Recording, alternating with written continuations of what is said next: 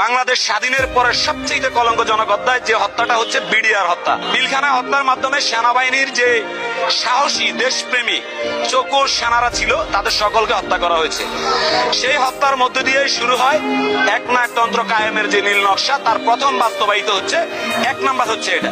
দ্বিতীয়ত আপনারা দেখেন তারা একটা নতুন প্ল্যান করেছে, সেটা হচ্ছে 1971-এর রাজাকারদেরকে তারা চিহ্নিত করবে। রাজাকার চিহ্নিত বলতে গেলে কি, জামায়াতের বড় বড় নেতা যারা আছে তাদেরকে রাজাকার, তারপরে বিএনপি থেকে সালাউদ্দিন কাদের ছিল চট্টগ্রামের, তাকেও রাজাকার। এভাবে তারা একটা রাজাকারের নাটক তৈরি করছে, যেই নাটকের মধ্যে দিয়ে রাজাকারের নামে আন্তর্জাতিক অপরাধ ট্রাইব্যুনাল করে তারা ফাঁসি দেয় বাংলাদেশের অসংখ্য সিনিয়র রাজনীতিবিদ দেশপ্রেমিকদেরকে।